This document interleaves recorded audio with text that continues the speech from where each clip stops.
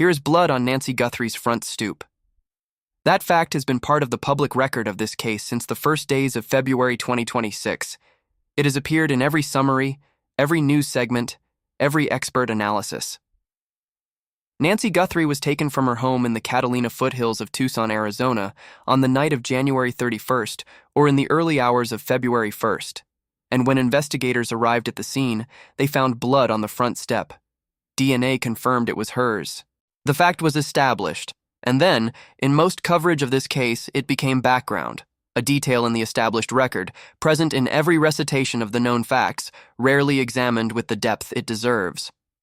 This week, a retired FBI profiler examined it with the depth it deserves, and what he said changes how anyone following this case needs to understand what happened to Nancy Guthrie in the moments before she was taken. This is Forensic Disconnect, Day 86. And today, we are going to do three things. First, we are going to go through Jim Clemente's blood spatter analysis completely, not just the headline, but the full forensic science of what blood patterns tell investigators, what each specific element of the pattern at Nancy's stoop means, and what the picture that emerges from Clemente's analysis reveals about the specific sequence of events that unfolded on her front step in the early hours of February 1st. Second, we are going to address the question that has divided expert commentators this week more sharply than almost any other question in 86 days of analysis. Was there one perpetrator or two? Retired detective Bob Gilliam sees a walkie-talkie antenna in the doorbell camera footage and says the answer is obvious. Jim Clemente looks at the blood and says the answer is equally obvious, and it points in the opposite direction. We are going to lay out both arguments completely and examine what the physical evidence actually supports. Third, we are going to update the DNA picture, because today, sources speaking to News Nation's Allison Weiner confirmed that progress is being made in the investigation as it relates to the DNA evidence. That word, progress, from a source with access to the actual investigative picture, is the most substantive positive development in the forensic story of this case in weeks. We are going to explain what it means, what it does not mean, and why it matters that it is being reported now. Before we go further, subscribe and hit the notification bell. 86 days. We cover this case every single day with the forensic and investigative depth that the daily news cycle cannot provide. Subscribe so you are here when the analysis becomes an answer. Now, let's start with the blood. The front stoop of Nancy Guthrie's home in the Catalina foothills is a concrete surface at the entry to her house. The threshold between the interior of her home and the exterior, between the world she lived in and the world she was taken into. It is a small area, a few feet wide, the kind of space that every visitor to her home crossed hundreds of times in the years she lived there. In the early hours of February 1st, 2026, it became something else. It became a crime scene. And the blood found on it is, along with the doorbell camera footage of the masked figure, the most specific piece of physical evidence about what happened to Nancy Guthrie that has been publicly discussed. Jim Clemente is not a general commentator. He is a retired FBI supervisory special agent who spent years in the Behavioral Analysis Unit, the unit that studies violent crime, constructs offender profiles, and helps investigators understand what kind of person commits specific crimes in specific ways. He has analyzed blood evidence and crime scene patterns in hundreds of cases over the course of a career dedicated to exactly this kind of forensic reconstruction. When he says the blood on the stoop tells a specific story, he is not speculating. He is reading a physical record using a framework built from decades of doing exactly this. He appeared on News Nation with Brian Enton this week and walked through the blood evidence in detail. And what he said step by step reconstructs the sequence of events on Nancy's front stoop with a specificity that no previous public analysis of this evidence has achieved. Let's start with the shape of the blood. Clemente described circular spots, 3 distinct circular blood spots that are hollow. He said, "You see mainly the rings. This definitely came from her." She coughed it out. It kind of went out in different directions. To understand why the shape of the blood spots matters, you need to understand the forensic science of blood spatter analysis. Blood behaves differently depending on how it leaves the body, from what height it falls, at what velocity it travels, and what surface it lands on. A drop of blood that falls from a standing height onto a hard floor creates a specific type of pattern. A drop that falls from a lower height creates a different pattern. Blood that is projected at velocity, from a wound, from a blow, from being expelled from the body under pressure, creates yet another type of pattern. And blood that is aspirated, mixed with air inside the body's airways, and then expelled through coughing, creates the specific pattern that Clemente is describing. Hollow rings, circular spots with pale centers. The distinctive mark of blood that was in the lungs or airways and was expelled under respiratory pressure. Forensic pathologist Dr. Michael Baden, who has commented on this evidence previously, explained the same phenomenon. He said the nature of the blood spots with little pale centers, the donut-shaped drops that Clemente is describing, are typical for drops that come from the nose or mouth because they are mixed with air. He said, that means she's coughing up blood or dripping from the nose. Otherwise, there would be dripping from a cut from above, blood mixed with air, expelled under respiratory pressure. The hollow rings are not the mark of a cut on a hand or forehead dripping passively onto the concrete. They are the mark of a person whose airways or lungs contained blood that was being expelled through the act of coughing, a person who was bleeding internally, or bleeding from the nose or mouth, and whose body was attempting to clear the blood through coughing. Now let's think about what produces that condition. What causes a person to have blood in their airways that they are coughing out? In the context of an assault, there are specific scenarios that produce expirated blood of this type. A blow to the face, to the nose, to the mouth, to the area around the sinuses, that causes bleeding into the airways. A blow to the chest or abdomen that causes internal bleeding that reaches the airways. A situation in which the victim is struck with enough force to cause blood to enter the respiratory system, and the body's response is to expel it through coughing. Clemente said, medium-velocity blood spatter can be created when somebody actually aspirates blood and then coughs it up. He identified the velocity of the spatter, medium velocity, not low velocity passive dripping, as consistent with blood being actively expelled from the airways rather than passively falling from a wound. This is forensic language for she was struck hard enough to bleed into her airways and she was coughing that blood out onto the step of her own front door. That is what the blood on Nancy Guthrie's front stoop tells us. Not just that she was bleeding, that she was struck hard in a way that caused blood to enter her airways, and that she was close to the ground when it happened. Clemente said her face was within a foot of the ground, which means she was either on her knees, hunched over, or lying down, not standing upright and bleeding. On the ground or nearly on the ground, coughing blood. Now let's go to the second part of the blood analysis, the disappearance of the pattern. Clemente made a specific and important observation about where the blood stops. The blood spots are present in a specific area of the stoop, and then the pattern disappears. There is no trail of blood continuing away from the house, no drops along the path that would indicate a person walking, even hunched over, even bleeding, away from the front door. The pattern simply ends. Clemente's interpretation of that absence is precise. Where that blood pattern disappears, I believe she was likely picked up and carried the rest of the way, perhaps with her face up so that there was no more blood deposited on that walkway, picked up and carried, with her face up, with the orientation of her face, upward, away from the ground, would mean that any further bleeding from her nose or mouth would travel backward into her airways or onto whatever or whoever was carrying her, not forward and downward onto the concrete path. The absence of blood past the stoop is not evidence that the bleeding stopped. It is evidence that the position of her body changed, from near the ground, bleeding downward onto the concrete, to elevated, face up, being carried. Let's hold that picture.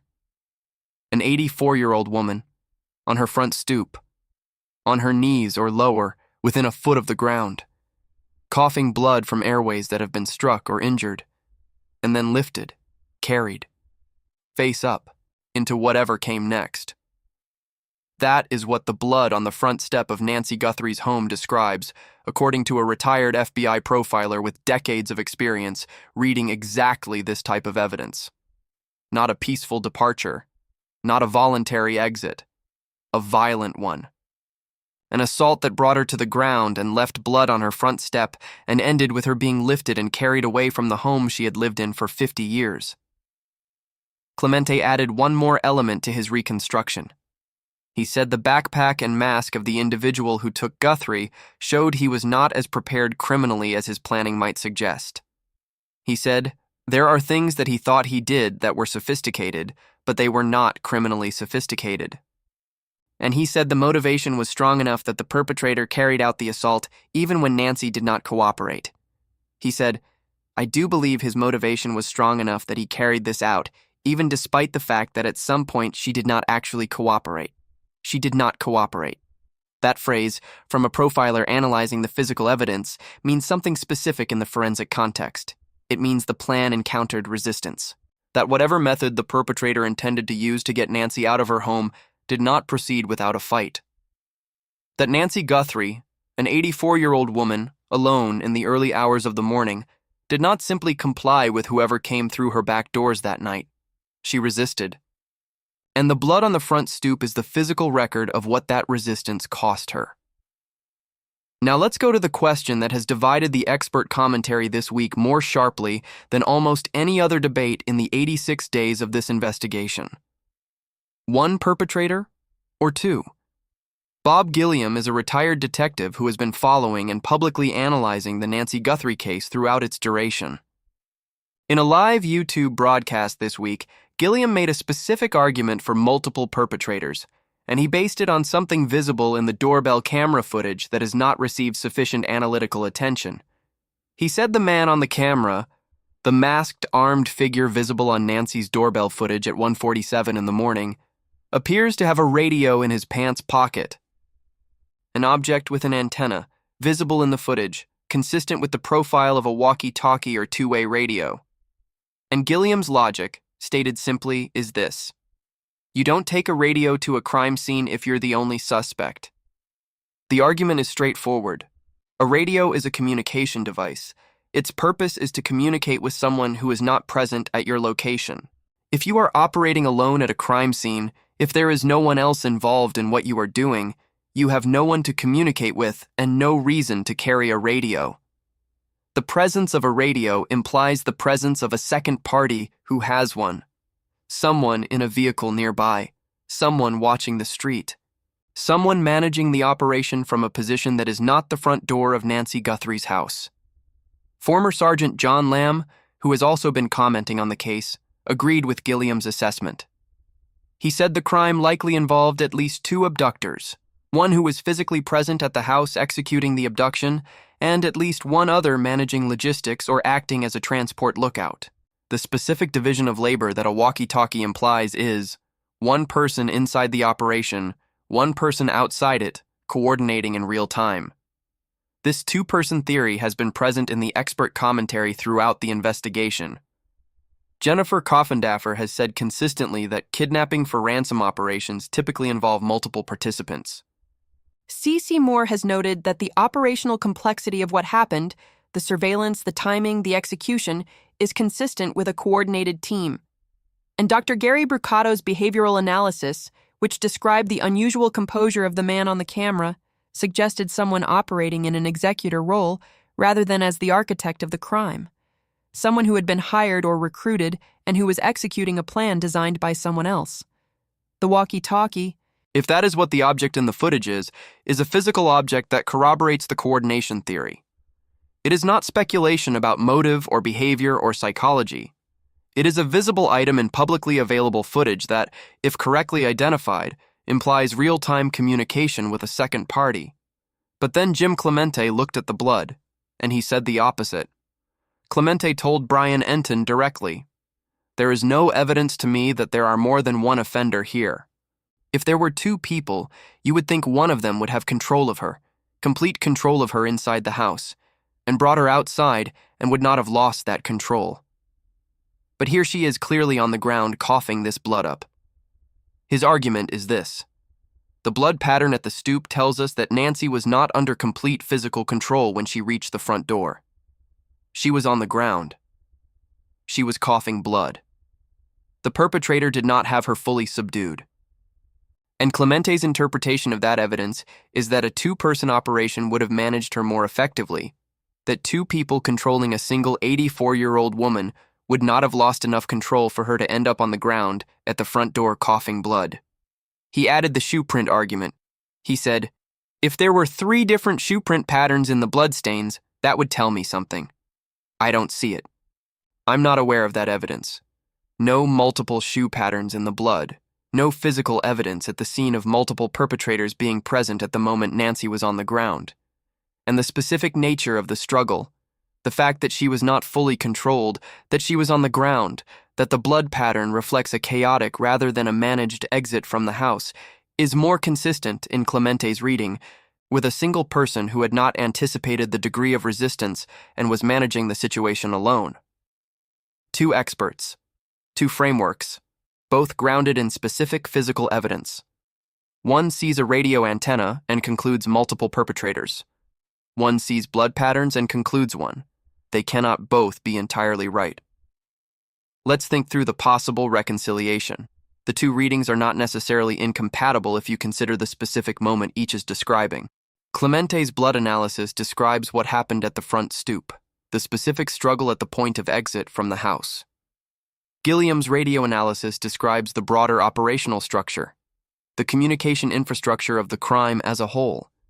It is possible, forensically and operationally, that one person physically executed the abduction inside and at the front of the house, while a second person waited in a vehicle or nearby, on a radio, ready to receive Nancy and transport her. That the blood pattern at the stoop reflects a single person managing the exit under unexpectedly difficult conditions, while the radio in his pocket was communicating with a driver or lookout who was positioned away from the house and was not present at the moment Nancy was on the ground. This reconciled picture would explain both data points. One person at the door, in the blood, managing the physical struggle alone. A second person with a radio at a remove, coordinating the transportation and exit. The complexity of a 2-person operation, with its coordination requirements, without the additional shoe patterns at the specific point of exit that Clemente says would be present if 2 people were physically at the stoop simultaneously. It would also be consistent with Jennifer Coffindaffer's operational framework for kidnapping cases that the physical execution and the logistical support are often divided between participants, with the person at the scene operating in a specific role while others manage the surrounding infrastructure. Clemente is adamant about his reading of the blood. Gilliam is confident about his reading of the footage, and the full truth, the complete operational picture of what happened on January 31st or February 1st, 2026 at 1:47 in the morning on a residential street in the Catalina foothills of Tucson is known only to the people who were there and to the investigators who have access to evidence the public has not seen. Now let's move to the DNA, because alongside the analytical debate about perpetrators, a specific and significant development was reported this week that has been somewhat overshadowed by the blood spatter and the 1 versus 2 debate. Allison Weiner is a News Nation reporter who has been covering this case throughout its duration. She reported this week from Tucson, where she had been speaking with sources connected to the investigation. And she said something that deserves careful attention from everyone who has been following the forensic story of this case. She said, "As for the investigation into Nancy's disappearance, my sources claim that there is progress being made in the investigation as it relates to DNA. Progress. That word, from a reporter who has sources close to the investigation, speaking specifically about the DNA evidence, is the most substantive positive development in the forensic picture of this case in weeks. Not a speculation, not an expert's assessment of what the technology could produce. A source telling a journalist that something is moving in the right direction. What does progress mean in the specific context of this DNA situation? Let's be precise. Progress in the DNA analysis of the hair sample at Astrea, the San Francisco laboratory that Cece Moore identified this week as the facility she believes the FBI is using, the laboratory that generated the DNA evidence that convicted Rex Heuermann using rootless hair analysis, could mean several things. It could mean the laboratory has successfully extracted nuclear DNA from the hair shaft cells, that the extraction protocol produced enough genetic material to attempt analysis. This is the first step. Before any profile can be generated, Before any genealogy work can begin, the DNA must be successfully extracted from the sample. For rootless hair, where the nuclear DNA content is low and often degraded, successful extraction is not guaranteed and can require multiple attempts with different protocols. If the source is reporting progress, it may mean extraction has succeeded where previous attempts at the Florida laboratory did not. It could mean the SNP profiling, the single nucleotide polymorphism analysis that generates a partial individualized profile from the small quantities of nuclear DNA in hair shaft cells, is underway. That the extracted material is sufficient in quantity and quality to run through the analytical platform and generate data. That data, once generated, becomes the foundation for the genealogy process, the building of family trees from partial genetic matches in public databases that C.C. Moore's team at Parabon Nanolabs has used to solve more than 300 cases. It could mean that the laboratory has already generated an initial profile and that the profile is being analyzed for its quality and completeness before being submitted for genealogy work. That the process has moved past the extraction and amplification stages into the analytical stage where the data is actually being read. It is important to be precise about what progress does not mean. It does not mean the profile is complete. It does not mean a match has been made. It does not mean an identification has been produced or that an arrest is imminent. Progress in forensic DNA analysis is not a single moment. It is a series of technical steps, each of which must succeed before the next can be attempted, and each of which takes time. C.C. Moore said the process takes months. A source reporting progress is not reporting that months have compressed into days. They are reporting that the process is moving in the right direction, that the technical steps are producing results rather than failures. But that is not nothing. For a case that has been waiting for this specific piece of evidence since February, in a laboratory that spent 11 weeks without success, a source saying progress is being made represents a genuine shift in the forensic picture. Something is working. Something that was not working before is working now. The hair sample that the FBI waited 11 weeks for is, according to a source with knowledge of the investigation, producing something that investigators consider progress. C.C. Moore's identification of the laboratory this week adds important context to the progress report. She said she is confident the FBI is using Astrea, the San Francisco lab, because the FBI used Astrea for the Gilgo Beach case and has a great deal of confidence in them. She said, sending it to Astrea, where there is a proven track record, is by far the safest option. Astrea's track record with rootless hair is specific and documented. The Hoyerman case, the Long Island serial killer who pleaded guilty this month to murdering 8 women between 1993 and 2010, was solved in part through DNA evidence that included rootless hair analysis. The laboratory was able to generate usable genetic profiles from hair shaft cells in a case where the evidence was decades old. If they can do that with 30-year-old evidence, the implications for 11-week-old evidence collected in 2026 from a controlled crime scene in a climate-controlled home are significant. The laboratory is the best available for this type of work. The source is reporting progress. C.C. Moore is waiting for the result. The timeline remains months, but months from February is approaching. And the forensic picture, for the first time in weeks, is moving in a direction that people close to the investigation are characterizing as positive. Now let's talk about the silence, because alongside the progress report, the most discussed institutional fact of the past week is the Pima County Sheriff's Department's near-total silence on this case for an entire month. The PCSD has issued approximately one Guthrie-related statement in the past 30 days. One statement. In the most watched missing persons investigation in modern American history. In the month that included the FBI publicly blaming the sheriff for the 11-week laboratory delay. In the month that included Supervisor Hines calling Nanos a bad cop on live national television. In the month that included the 22-page unsworn letter that his attorney submitted instead of the sworn testimony the board demanded. One statement. And that statement, about the hair sample being transferred to the FBI, was essentially forced by the FBI's own public correction of the narrative that had emerged around the evidence. The Sheriff's Department did not volunteer information. They responded to a situation where the FBI had already spoken. The silence has a specific interpretation in the investigative community. Weiner reported that the residents of Nancy's neighborhood are uneasy and concerned about the failure to find a suspect. That the community that has been living adjacent to this crime scene for 86 days, where the yellow ribbons are still on the trees, where the memorials have been renewed and renewed, where strangers still arrive to leave flowers at a front step where blood was confirmed to be Nancy's, is not at peace with how this investigation has been managed. The silence from the PCSD is not the silence of an investigation moving so smoothly that public updates are unnecessary.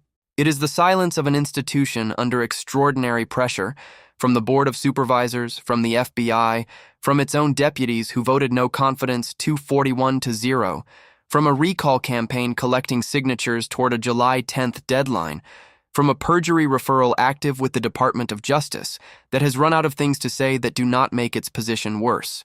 Nanos's attorney submitted a 22-page letter explaining his El Paso history as a towing dispute. The board found it problematic. The board meets again on May 13th. The perjury referral is at the Department of Justice. The recall needs signatures, and the investigation continues without a named suspect, without a confirmed proof of life, and without the daily press conferences that characterized the first weeks of February.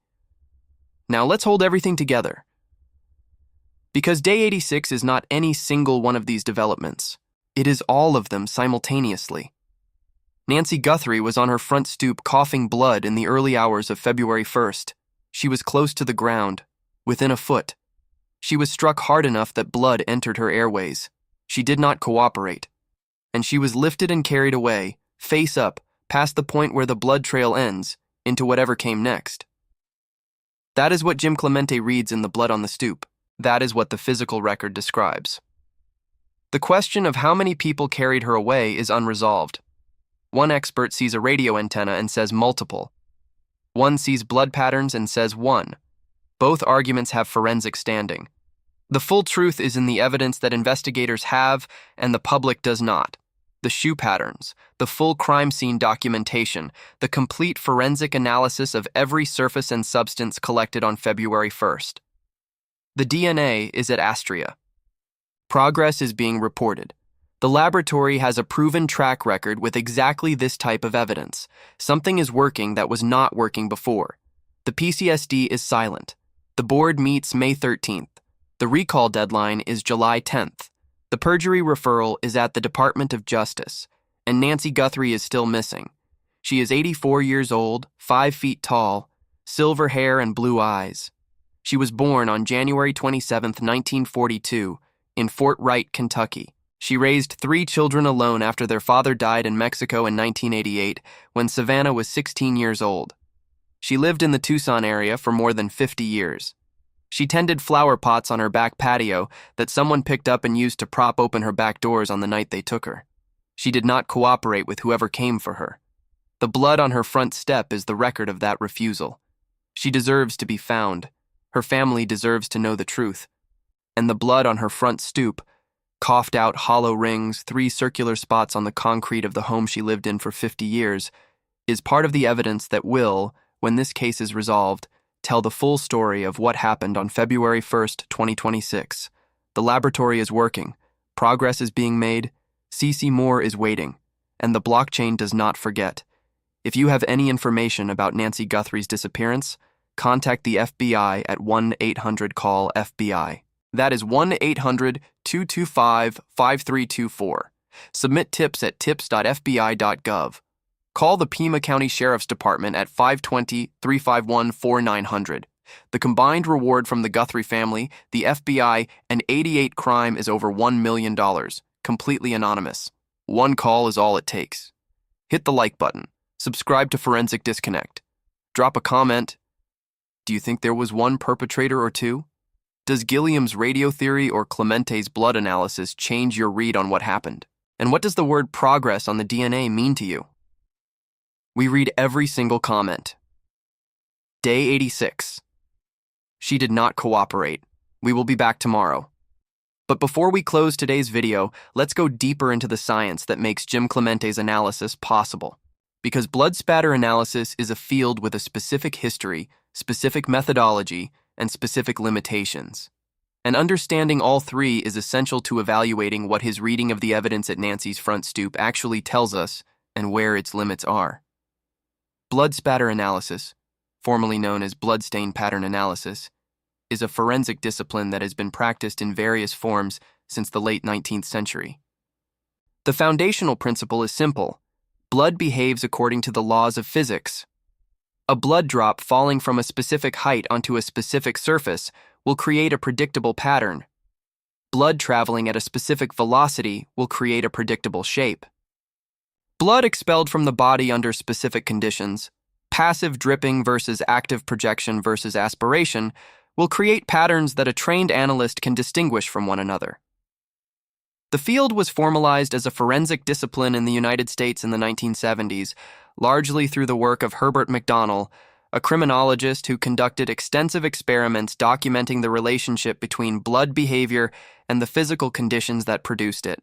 McDonnell's work established the foundational taxonomy of bloodstain patterns, the classification system that trained analysts use when they approach a crime scene. Passive stains, drops, pools, flows, produced by blood falling or collecting under gravity. Transfer stains, wipes, smears, swipes, produced by a bloody surface contacting another surface. Projected stains, spatter, cast-off, arterial spurting, produced by blood expelled under force. And expirated stains, the specific category that Clemente identifies in the Nancy Guthrie evidence, produced by blood in the airways being expelled through breathing, coughing, or sneezing. The expirated stain category is particularly significant in this context because it has specific anatomical requirements. For blood to be in the airways, it must have reached them. The airways, or the trachea, the bronchi, the lungs, are not directly connected to the external environment in a way that would allow blood from a surface wound to enter them passively. Blood reaches the airways through specific mechanisms: internal trauma that causes bleeding into the lungs, aspiration of blood from a nasal or oral wound, injury to the face or sinuses that produces bleeding into the throat and upper airways, or a combination of these. In the context of an assault, the most common mechanism is facial trauma. A blow to the nose or mouth causes bleeding from the nasal passages or oral cavity. That blood drains into the throat and upper airways. If the victim is in a position where the blood is not draining away from the airways, if they are hunched forward or lying down, or in a position where gravity pulls the blood toward the trachea rather than away from it, the blood enters the airway. And the body's natural response to blood in the airway is to cough, to expel it, to force it out with the muscular contraction of the respiratory system. The hollow rings that Clemente describes, the donut-shaped bloodstains with pale centers, are the specific visual signature of expirated blood. They are hollow because the blood droplet was carrying air inside it when it landed. The air in the blood, the result of the blood being in the airways mixed with the air that fills them, creates a bubble structure in the droplet. When that droplet lands on a hard surface, the outer ring of blood deposits, but the center, where the air bubble was, remains pale. The result is the ring pattern that Clemente is describing, and that forensic pathologist Michael Baden confirmed as the signature of blood coughed up from the nose or mouth. This is not ambiguous forensic science. The hollow ring pattern is a recognized indicator with a documented physical cause.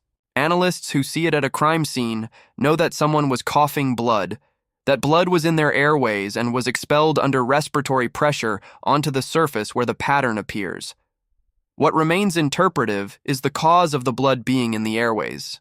Clemente's reading, that Nancy was struck, that the blow caused facial or nasal bleeding that entered her airways, is the most straightforward interpretation given the context of a violent abduction. But the forensic science of bloodstain pattern analysis does not by itself tell investigators what caused the blood to enter the airways. It tells them that it did. The cause is reconstructed from the totality of the evidence, the blood pattern, the context, the physical evidence of a struggle, the absence of any innocent explanation for why an 84-year-old woman would be coughing blood on her front stoop in the early hours of the morning.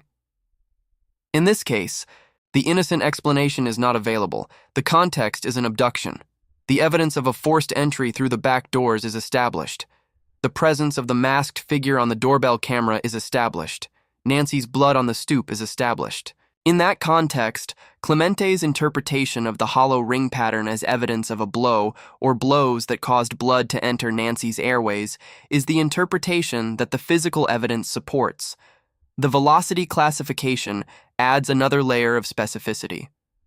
Clemente described the spatter as medium velocity. In bloodstain pattern analysis, velocity is classified based on the size and distribution of the stains. Low-velocity stains, larger drops produced by blood falling passively from wounds, have diameters typically greater than 3 millimeters. Medium-velocity stains, produced by forces like impacts or blows, have diameters between 1 and 3 millimeters, with more dispersed distribution. High-velocity stains, produced by gunshots, high-speed impacts, have very small diameters, often less than 1 millimeter, and create the characteristic mist-like patterns associated with gunshot wounds. Medium velocity, not passive dripping, not a gunshot wound. Force consistent with a blow, with the impact of something striking Nancy's face or body with enough force to project blood at medium velocity onto the concrete of her front stoop. The classification is consistent with Clemente's reconstruction of a physical assault that brought her to the ground and caused blood to enter her airways. Now let's go to the profile of the person who carried out this assault. Because Clemente said something this week that is worth examining in depth. Something about the perpetrator's level of criminal sophistication that has implications for how investigators should be thinking about who this person is. He said, "There are things that he thought he did that were sophisticated, but they were not criminally sophisticated." That sentence contains a specific distinction between what the perpetrator believed was sophisticated and what actually qualified as criminally sophisticated in the eyes of someone with decades of studying violent offenders and how they plan and execute crimes. What did the perpetrator think was sophisticated? The mask, the backpack, disabling the doorbell camera by covering the lens with vegetation, the timing, 1:47 in the morning, when the neighborhood was quiet and the chances of being observed were lowest, the gloves, the type consistent with the glove found 2 miles away that was subsequently cleared, the apparent pre-attack surveillance that multiple experts believe preceded the abduction, the specific knowledge of which doors to use, where the flower pots were, how to get Nancy out of her home. These are the elements of a plan. They reflect preparation. Someone who thought about what they were doing before they did it, who took steps to avoid identification, who chose a method and a timing and an approach that reflected a calculation about how to execute the crime without being caught. But what makes something criminally sophisticated in the framework that Clemente is applying? Criminal sophistication, in the behavioral science of violent crime, goes beyond simply planning. It involves a specific understanding of forensic science, of what evidence investigators can and cannot trace, of what precautions actually prevent identification and which merely create the illusion of doing so. A criminally sophisticated offender knows that a mask prevents facial identification from cameras, but does not prevent DNA evidence from being left on surfaces they touch. They know that covering a doorbell camera lens prevents visual recording, but does not eliminate the possibility that the camera's motion detection has already logged activity. They know that a glove prevents fingerprint evidence, but not the transfer of trace evidence, hair, fiber, skin cells, to surfaces at the scene. The perpetrator in the Nancy Guthrie case, Clemente believes, was not operating at that level of sophistication. The mask and the backpack reflect awareness of some forensic concerns, visual identification, the need to carry equipment, but not the comprehensive forensic counterintelligence of someone who has studied what actually identifies criminals and has taken steps against all of it. The hair that is now at Astrea, the DNA that was left in the home, the Walkie-Talkie antenna potentially visible in the footage. These are the traces of someone who was prepared in certain ways and not in others. Clemente summarized it as motivated but not expert.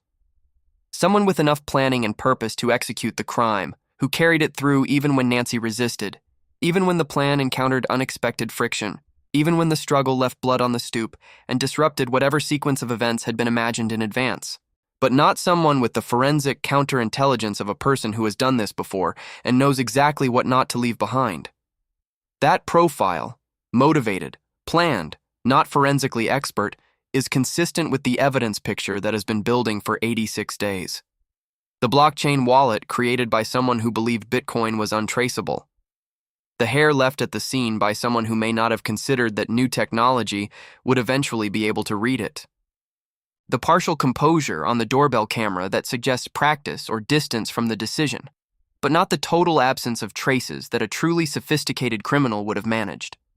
Motivated, but not expert. The traces are there. The FBI is following them. And C.C. Moore is waiting for the laboratory to produce the profile that starts the genealogy process. Day 86. The blood is on the stoop. The laboratory is working. The progress is being made. We will be back tomorrow.